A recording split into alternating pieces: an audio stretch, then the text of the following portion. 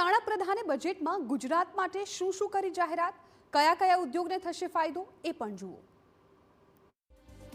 નાણાપ્રધાન નિર્મલા સીતારમણ દ્વારા રજૂ કરવામાં આવેલા 2026-27ના કેન્દ્રીય બજેટમાં ગુજરાતના આર્થિક, ઔદ્યોગિક અને સાંસ્કૃતિક વિભાગ વિકાસને વેગ આપવા માટે અનેક મહત્વના પ્રસ્તાવ રજૂ કરવામાં આવ્યા છે.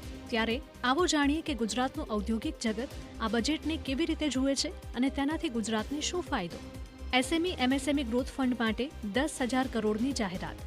સેમિકન્ડક્ટર મિશન ISM 2.0 લોન્ચની જાહેરાતથી ગુજરાતને ફાયદો. જામનગરમાં WHO ટ્રેડિશનલ મેડિસિન સેન્ટર બનાવશે.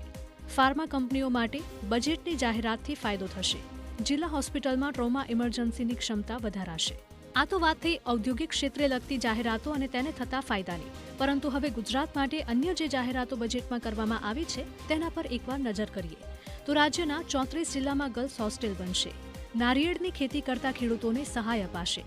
નારિયેળીની નવી ઉચ્ચ ગુણવત્તાવાળી જાતો અંગે જાગૃત કરાશે. દાકુનથી સુરત હાઈસ્પીડ રેલ કોરિડોરની જાહેરાત.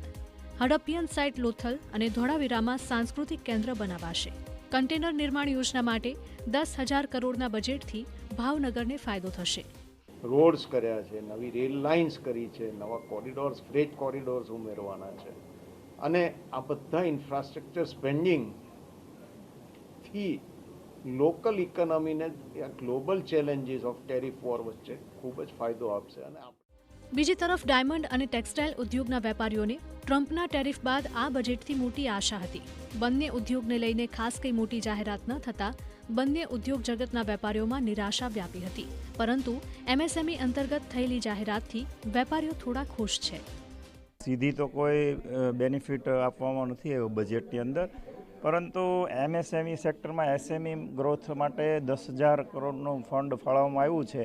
એનાથી કદાચ અમને ઇન્ડસ્ટ્રીને લાભ મળે. નવા ટેક્સટાઇલ પાર્ક સ્થાપવામાં આવશે અને ફાઇબરમાં બી સૌથી વધારે લોકો અલોકેશન કરશે, એટલે અહીંયા ટેક્સટાઇલ ઉદ્યોગને વધારે પ્રોત્સાહન મળે એવી વાત છે.